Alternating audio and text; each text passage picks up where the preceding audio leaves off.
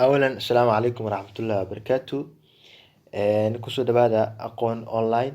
Weli waxaa ku jirnaa maadada xisaabta imtixaankii dowladda 2023 Part 2 waa margin isku aadi. Column A waxaan ku beegi doonaa, column B ayaan ku beegi doonaa.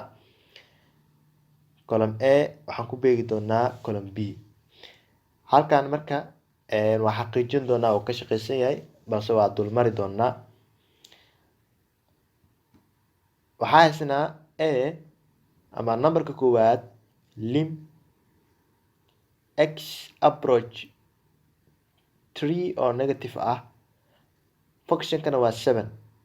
waxaa ogaataa marka limitkaagu functionka aa haysano constant number u yahay, isma bedelayo, constant numberka ayaa soo laabanaya.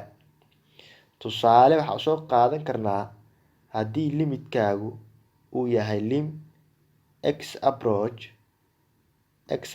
a, functionka aa haysano uu yahay a, wuxuu la mid yahay limitkaaga a oo la mid yahay.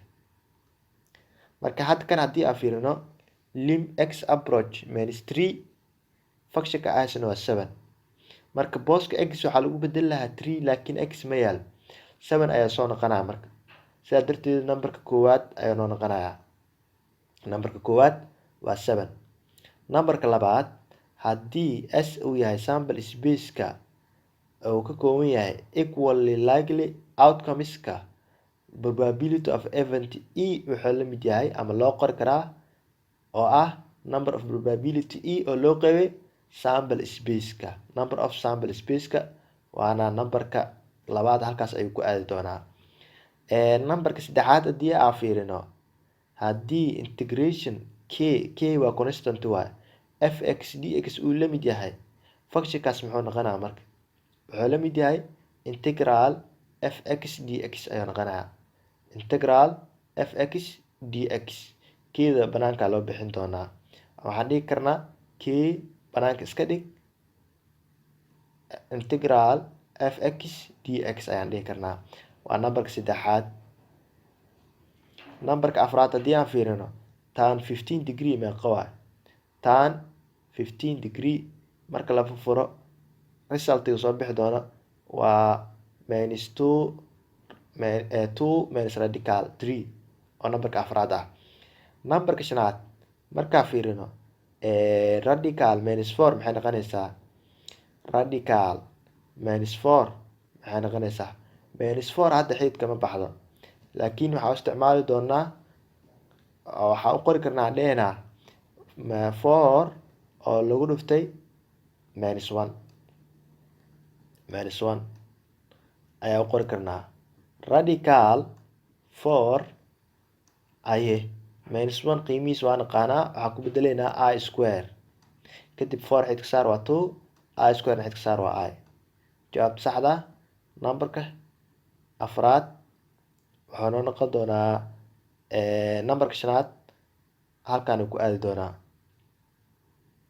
2i ah. numberka lixaad haddii fiirino 7i marka la furo 7 victoria aan dhehnaa, marka furno waxaa soo baxaya 5040. 7i marka la furo waa 5040. numberka toddobaad lim x approach 2, functionka haysano x square minus 4x plus 1. waxaa sameyneynaa booska x ku bedel 2. marka hore functionka aa haysano muxuu yahay? functionka aa haysano waa x square y minus 4x minus 4x, kadibna waxaan dhehnaa plus 1 x. marka waxaan ku bedeleynaa functionka x approach 2 waa 2 ku bedel, square saar, plus minus 4 x na waxaan ku bedeleynaa 2 plus 1 ayaa dhehnaa, plus 1 2 square garee waa 4 minus 8 plus 1 maxaa kasoo bixi doona marka? minus 3 halkaa kasoo bixi doonto. waa numberka toddobaad, halkaasuu ku aadi doonaa.